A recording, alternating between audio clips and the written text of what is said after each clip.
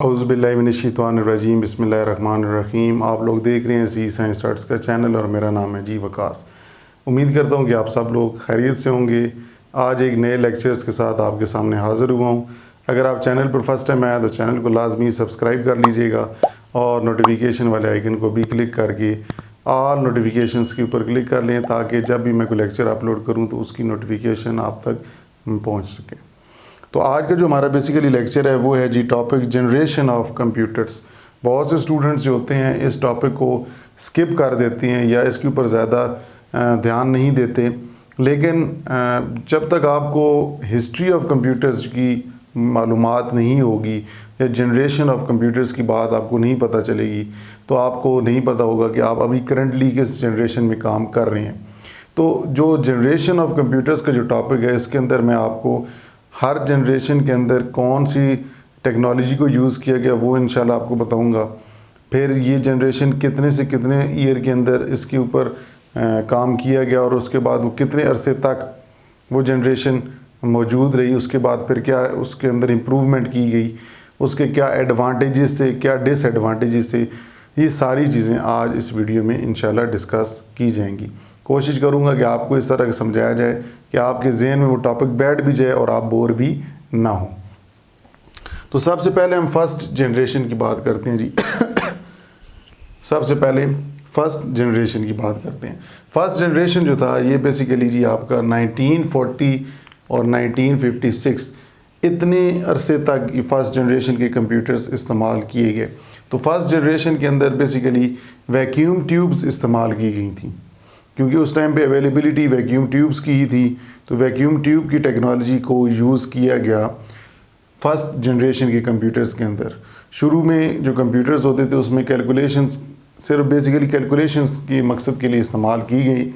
ये जो vacuum tubes वाले कंप्यूटर फर्स्ट जनरेशन के बनाए गए थे इनका मेन मकसद कैलकुलेशंस करना था। सिंपल जिस तरह कैलकुलेटर के अंदर कैलकुलेशंस परफॉर्म की जाती हैं इसके अंदर और कोई ऑप्शन मौजूद नहीं था, सिर्फ कैलकुलेशंस की बुनियाद पर ये एक पहला जनरेशन ऑफ कंप्यूटर्स को बनाया गया जिसके अंदर वैक्यूम ट्यूब्स का इस्तेमाल किया गया। और ये जो है 1940 से लेके 1956 इतने अरसे तक इन वैक्यूम ट्यूब्स की हुकूमत रही। आप ये समझ लें कि इनको ये इतने अरसे तक इस्तेमाल किए गए। अब इसके अगर एडवांटेजेस की बात करें तो वैक्यूम ट्यूब्स जो थे ये क्योंकि अवेलेबिलिटी हमारे पास थी उस टाइम पे वैक्यूम ट्यूब्स की, तो that is why vacuum tube इस्तेमाल किए गए। इसके भी डिसएडवांटेजेस हैं, नीचे डिसएडवांटेजेस होंगे ऊपर एडवांटेजेस हैं। डिसएडवांटेज ये हैं कि ये एक्सपेंसिव थी, ज़ाहिर सी बात है शुरू में नई टेक्नोलॉजी आई तो ये थोड़े से एक्सपेंसिव थे। इसी तरह हीट जनरेट, जब ये जो वैक्यूम ट्यूब्स की टेक्नोलॉजी को यूज़ किया गया उस टाइम पे ये बहुत ज़्यादा इनर्जी कंजम्पशन ऑफ इलेक्ट्रिसिटी इनकी बहुत ज़्यादा थी जिस वजह से हीट प्रोड्यूस होती थी। ठीक है, हीट बहुत ज़्यादा ये डिवाइसेस प्रोड्यूस करती थी, तो ये एक इनका डिसएडवांटेज है। बिगर इन साइज़ में बहुत बड़े थे। ठीक है, आजकल के आपके पास जो लैपटॉप और मिनी कंप्यूटर्स आ गए मोबाइल फ़ोन के अंदर, ये पहले इस तरह नहीं हुआ करते थे, बहुत बड़े बड़े साइज़ के कंप्यूटर्स इस्तेमाल किए जाते थे। तो वैक्यूम ट्यूब्स वाले जो कंप्यूटर थे फर्स्ट जनरेशन के उनका साइज़ भी बड़ा था।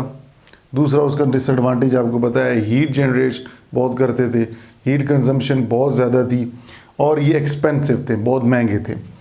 फिर उसके बाद इस प्रॉब्लम को सॉल्व क्योंकि रोज़ बरोज़ जब काम किया गया उसके ऊपर उस टेक्नोलॉजी को बेहतर करने के लिए वैक्यूम ट्यूब की जगह, तो वैक्यूम ट्यूब के बाद आगे जी ट्रांजिस्टर्स। ठीक है जी, अब ट्रांजिस्टर्स आगे। अब ट्रांजिस्टर्स जो थे ये सेकंड जनरेशन के कंप्यूटर्स के अंदर है।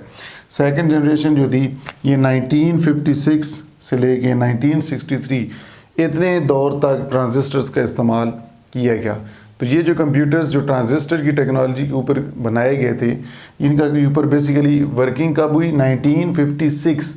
ये डेट्स आपको याद होनी चाहिए, 1956 से लेके 1963 तक इतने अरसे तक ये जो कंप्यूटर्स है ट्रांजिस्टर्स वाले ये इस्तेमाल होते रहे। अब इसके भी कुछ एडवांटेजेस है। एडवांटेज ये थे कि सबसे पहले ये स्मॉलर इन साइज थे as compare to vacuum tubes. Vacuum tube की निस्बत ये इनका साइज़ बहुत छोटा था, इनका साइज़ बिल्कुल वैक्यूम ट्यूब की निस्बत कम था। Faster in inexpensive. एक तो वैक्यूम ट्यूब्स के साथ अगर कंपैरिजन किया जाए तो इनकी जो स्पीड थी बहुत ज़्यादा तेज़ सी कैलकुलेशंस परफॉर्म करने की। दूसरे ये वैक्यूम ट्यूब की निस्बत इनएक्सपेंसिव थे, मतलब महंगे नहीं थे। इसके भी डिसएडवांटेज थे, उस टाइम पे पंच कार्ड्स इस्तेमाल किए जाते थे फॉर इनपुट द डाटा। जो ट्रांजिस्टर्स वाले कंप्यूटर्स इस्तेमाल किए गए थे ट्रांजिस्टर टेक्नोलॉजी के ऊपर, तो उस टाइम पे जो इनपुट किया जाता था वो पंच कार्ड्स के थ्रू किया जाता। पंच कार्ड पूरा एक अलग टॉपिक है, सिर्फ मैं आपको इतना बता देता हूँ कि पंच कार्ड जो है इसकी बेस पर इनपुट की जाती थी कंप्यूटर को। तो उस टाइम पे ये पंच कार्ड ना होते तो फिर हम इन कंप्यूटर्स के अंदर इनपुट नहीं करा सकते थे। तो सेकंड जनरेशन के कंप्यूटर्स के अंदर ठीक है ट्रांजिस्टर्स तो इस्तेमाल हुए, इनएक्सपेंसिव तो थे, फास्टर स्पीड तो थी, लेकिन पंच कार्ड्स के बगैर इनपुट नहीं लेते थे। फिर ये भी हीट प्रोड्यूस करते थे, जाहिर सी बात है हीट की कंजम्पशन, ये भी कोई भी अभी भी आजकल के कंप्यूटर्स की बात करें हीट कंजम्पशन होती है, आगे मैं आपको बताऊंगा। और ये सिर्फ स्पेसिफिक पर्पस के लिए यूज़ होते थे, मतलब हर आम शख्स के लिए नहीं यूज़ होते थे। कोई ख़ास मकसद हो, कोई ख़ास टास्क परफॉर्म करना हो तो उसके लिए ही ये कंप्यूटर्स सेकंड जनरेशन के इस्तेमाल किए जाते थे। मतलब कुछ इदारे, कुछ इंस्टीट्यूट जो साइंटिफिक रिसर्च करते थे या साइंसदान थे वो बेसिकली इनको यूज़ किया करते थे। कुछ रिसर्च इंस्टीट्यूट इस कंप्यूटर्स का इस्तेमाल करते थे जब ये शुरू में इंट्रोड्यूस कराए गए। अच्छा, अब क्योंकि इसके अंदर भी फिर इम्प्रूवमेंट लाने के लिए नेक्स्ट जनरेशन आ गई जी। नेक्स्ट जनरेशन हमारी आ गई थर्ड जनरेशन। थर्ड जनरेशन जो थी इसमें 1964 से लेके 1964 से लेके 1971 तक, इतने अरसे तक इंटीग्रेटेड सर्किट्स आईसी का इंट्रोड्यूस किया गया। ट्रांजिस्टर्स के बाद आईसी, आपने बहुत नाम सुना होगा कि इंटीग्रेटेड सर्किट्स, आईसी चिप्स इस्तेमाल की जाती हैं, ये बेसिकली इंट्रोड्यूस कराए गए। अब ये जो थर्ड जनरेशन के कंप्यूटर्स थे इनकी जो टाइम था, मतलब कितने अरसे तक यूज़ हुए, 1964 से 1971 तक। अब इंटीग्रेटेड सर्किट्स के भी कुछ एडवांटेजेस हैं, कुछ डिसएडवांटेजेस हैं। फास्टर थे, जाहिर सी बात है, स्पीड वाइज उसके अंदर बहुत बेहतरी और इम्प्रूवमेंट लाए गए। लेकिन इस टाइम पे ये जो कंप्यूटर्स थर्ड जनरेशन के थे जिसके अंदर इंटीग्रेटेड सर्किट्स का इस्तेमाल किया गया, इसके अंदर इनपुट कराने के लिए दो नई डिवाइसेस को इंट्रोड्यूस कराया गया। पहले पंच कार्ड हुआ करते थे सेकंड जनरेशन में, थर्ड जनरेशन के अंदर कीबोर्ड और माउस का इस्तेमाल किया गया। पहले इनकी मदद से इनपुट नहीं की जाती थी, पंच कार्ड की मदद से इनपुट की जाती थी। तो उस टाइम पे पंच कार्ड हर एक के पास अवेलेबल नहीं होते थे, तो फिर कीबोर्ड और माउस को इंट्रोड्यूस कराया गया फॉर इनपुट दी डाटा। अब इसके भी कुछ डिसएडवांटेजेस हैं। डिसएडवांटेज ये हैं कि इसके लिए एसी, मतलब आपको ऐसे रूम के अंदर एसी चाहिए होगा जहाँ पे इन डिवाइस को आपने इस्तेमाल करना होगा, क्योंकि मैंने आपको पहले बताया कि शुरू से ये सबसे मेजर प्रॉब्लम हीट की चलती आ रही है। ठीक है, अब हीट जो भी आप कैलकुलेशंस परफॉर्म करेंगे, जाहिर सी बात है कंप्यूटर जो है वो प्रोसेसिंग पावर है उसकी ज़्यादा लगेगी, तो उसके लिए उसको ठंडी जगह पे रखना पड़ेगा जहाँ पे कूलिंग हो, मतलब वहाँ पे हीट अप ना हो। ज़्यादा हीट अप होने की वजह से कंप्यूटर ख़राब भी हो जाते हैं, कुछ ब्लास्ट भी हो जाते हैं, कुछ ख़राब भी हो जाते हैं, कुछ आग भी लग जाती है। तो इस बेस पर ये इसके सबसे मेन डिसएडवांटेज है कि ये तो हर कंप्यूटर के साथ है कि ऐसे रूम होने चाहिए जहाँ पे ठंडक हो। दूसरा इसका डिसएडवांटेज ये है, इसको इंटीग्रेटेड सर्किट्स को मेंटेन करना, चलाना ज़्यादा अरसे तक ये थोड़ा सा इशू बन रहा था। हीट अप की वजह से बहुत फ़र्क बनता था। अगर कूलिंग आपको सर्विसेज आप नहीं देते इन कंप्यूटर्स को थर्ड जनरेशन की, तो आईसी प्रॉपरली काम नहीं करती थी, ख़राब भी हो जाती थी। फिर फोर्थ जनरेशन आ गया जी। फोर्थ जनरेशन के कंप्यूटर्स जो हैं वो अभी भी यूज़ हो रहे हैं, लेकिन 1971 के बाद से लेके अभी तक फोर्थ जनरेशन के कंप्यूटर्स का इस्तेमाल किया जा रहा है। फोर्थ जनरेशन के कंप्यूटर से बेसिकली माइक्रो प्रोसेसर की टेक्नोलॉजी को यूज़ कर रहे हैं जिसे हम प्रोसेसर कहते हैं। ठीक है जी, माइक्रो प्रोसेसर को हम सिंपल प्रोसेसर भी कहते हैं। तो प्रोसेसर अभी भी यूज़ हो रहा है, आप देख रहे हैं मोबाइल फ़ोन्स के अंदर भी होता है, लैपटॉप्स में यूज़ हो रहा है, ग्राफिक टैबलेट्स में यूज़ हो रहा है, डेस्कटॉप पीसीज़ के अंदर यूज़ हो रहा है, मतलब मोस्टली हर जगह पे, ज़्यादातर एटीएम मशीन्स के अंदर भी प्रोसेसर चिप्स यूज़ हो रही हैं और हर जगह पे प्रोसेसर का इस्तेमाल किया जा रहा है। तो 1971 से लेके अभी तक फोर्थ जनरेशन के कंप्यूटर्स का इस्तेमाल किया जा रहा है। अब इनके एडवांटेजेस क्या हैं? ये माइक्रो प्रोसेसर जाहिर सी बात इतनी छोटी सी चिप होती है जो कि मदरबोर्ड के ऊपर फिक्स हो जाते थे। देखिए सबसे पहले वैक्यूम ट्यूब्स मैंने कहा बहुत बड़े बिगर साइज़ के अंदर होते थे, तो ये साइज़ के ऊपर एक बहुत बेहतर काम करते करते हम इतने साइज़ के ऊपर आ गए। तो ये थोड़ी सी इम्प्रूवमेंट फर्स्ट जनरेशन से जब यहाँ पे आए, तो ये अगर उसका अंदाज़ा किया जाए तो बहुत ज़्यादा इम्प्रूवमेंट साइज़ के अंदर होगी। फिर ये फास्टर थे, साइज़ छोटा होने के साथ साथ इनकी स्पीड कैलकुलेशंस करने की बहुत ज़्यादा बेहतर थी। ठीक है, मिली सेकंड्स के अंदर कैलकुलेशंस परफॉर्म कर सकते थे। पावरफुल, बहुत सारी सी बात है, पावरफुल कंप्यूटर्स हैं, इनकी प्रोसेसिंग पावर बाकी कंप्यूटर्स की निस्बत बेहतर है। डिसएडवांटेज भी यही है, यहाँ पे भी मेन एक ही डिसएडवांटेज है, कूलिंग पर्पस के लिए कूलिंग जगह होनी चाहिए।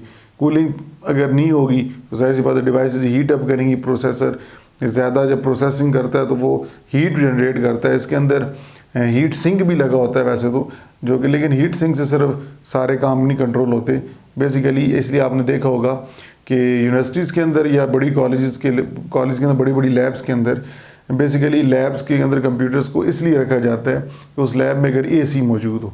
ये और बात है हमारे पाकिस्तान के अंदर कंप्यूटर्स को जहाँ रखा जाता है वहाँ पे ना कोई कूलिंग पर्पस कोई होता है, ना कोई कूलिंग एरिया कोई होता ही कोई नहीं है, ना कोई लैब के अंदर ऐसी फैसिलिटी आपको प्रोवाइड की जाती है अगर देहात के अंदर आप चले जाएं।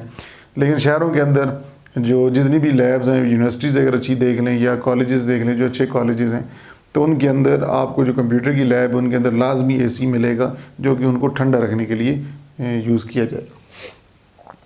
उसके बाद ये फिफ्थ जनरेशन जो आ गई फिफ्थ जनरेशन अभी भी यूज़ हो रहे हैं, फोर्थ जनरेशन भी यूज़ हो रहे हैं, फिफ्थ जनरेशन भी कंप्यूटर्स यूज़ हो रहे हैं, लेकिन आगे इसका कोई अंदाज़ा नहीं कितने अरसे तक ये फिफ्थ जनरेशन के कंप्यूटर्स यूज़ होंगे। सिक्स भी आ गए, सेवन जनरेशन भी आ गई। आप देखिए अब तो जनरेशन बहुत हो गई हैं, 12 जनरेशन के प्रोसेसर भी आ गए। ठीक है, अभी 13 के ऊपर भी काम हो रहा है। तो फिफ्थ जनरेशन के कंप्यूटर्स जितने हैं वो जाहिर सी बात है उनके अंदर आर्टिफिशियल इंटेलिजेंस इंट्रोड्यूस कराया गया।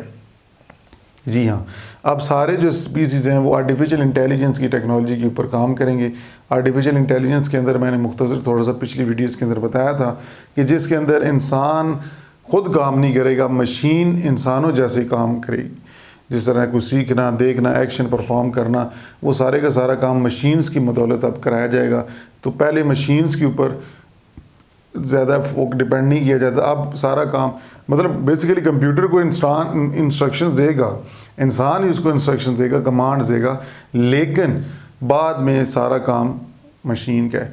एक इसका नुकसान ये है कि इंसान का जो ब्रेन है उसकी थिंकिंग पावर ख़त्म हो जाएगी, वो सारा काम तो सिर्फ मशीन नहीं करना है, एक इंस्ट्रक्शन दे दी सारा काम उसने करना है, तो थिंकिंग पावर इंसान की कम हो जाएगी। इंसान खुद काम करने करेगा ही कोई नहीं, कोई भी होगा सारी की सारी मशीन्स काम करेंगी। लेकिन ये क्वांटम कंप्यूटिंग जो है उसके ऊपर काम करती हैं, आर्टिफिशियल इंटेलिजेंस। अब क्वांटम कंप्यूटिंग के ऊपर पूरे लेंथी टॉपिक सिंपल में बता देता हूँ कि 0-1 की फॉर्म में आर्टिफिशियल इंटेलिजेंस के अंदर एक ये फील्ड है जिसके अंदर स्मॉलेस्ट छोटे छोटे डिवाइड करके डाटा को रिप्रेजेंट करके गया है, विजुअली और ग्राफिकली भी इमेजेस को ज़ाहिर करके दिखाया जा रहा है, बाइनरीज को कन्वर्ट करके विजुअली। तो ये बहुत ज़्यादा डेप्थ के अंदर अगर इसके ऊपर बात करें तो ये अलग एक टॉपिक बन जाता है। सिर्फ आप इतना, क्योंकि बेसिक्स हैं, बेसिक्स के अंदर सिर्फ इतना याद रखें कि आर्टिफिशियल इंटेलिजेंस की जो इंट्रोड्यूस फिफ्थ जनरेशन के अंदर कराए गए, तो ये बेसिकली आर्टिफिशियल इंटेलिजेंस जो है इसके अंदर क्वांटम कंप्यूटिंग की टेक्नोलॉजी को यूज़ किया, क्वांटम कंप्यूटिंग की बेस पर कैलकुलेशंस परफॉर्म की जा रही हैं।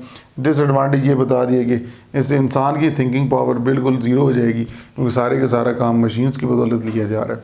तो ये थे जी आज हमने जो बेसिकली जनरेशंस ऑफ कंप्यूटर्स के बारे में डिटेल में आपके साथ डिस्कस किया है। दोबारा एक दफ़ा समराइज़ कर लेते हैं। फर्स्ट जनरेशन में वैक्यूम ट्यूब से, सेकंड जनरेशन में ट्रांजिस्टर से, थर्ड जनरेशन के अंदर आपकी इंटीग्रेटेड सर्किट आ गए, फोर्थ जनरेशन के अंदर माइक्रो प्रोसेसर्स आ गए, फिफ्थ जनरेशन आर्टिफिशियल इंटेलिजेंस की टेक्निक को अब यूज़ किया जा रहा है। और अब कब तक ये यूज़ होगा, क्या नई टेक्नोलॉजी आएगी, अभी तक कुछ पता नहीं है। Most of the work now is done on using artificial intelligence. तो अगर आपको ये वीडियो पसंद आती है वीडियो को लाजमी लाइक कर दीजिएगा, शेयर कर दीजिएगा, इनको नोट्स बना लें। जब आप नोट्स बना के लिख के तैयार करेंगे ना तो ये आपको बेहतर तरह से डेट्स भी याद रहेंगी। मैंने खुद आपको बता देता हूँ, जब मैंने तैयारी की थी तो ये लिख के तैयार की हैं। ठीक है, ज़बानी कभी भी कोई चीज़ आपसे तैयार नहीं होगी, लिख के प्रैक्टिस करें और जब तक आपका इंटरेस्ट नहीं होगा, शौक़ नहीं होगा, तो आप ये टॉपिक बेहतर तरह से नहीं समझ पाएंगे। कोई भी टॉपिक है उसको समझने के लिए इंटरेस्ट होना ज़रूरी है। जब तक शौक़ पैदा नहीं होगा आप कोई भी चीज़ बेहतर अंदाज से नहीं सीख पाएंगे। तो इंशाल्लाह नेक्स्ट वीडियो में जल्द आपसे मुलाकात होगी नेक्स्ट टॉपिक के ऊपर। तब तक के लिए अल्लाह हाफ़िज़।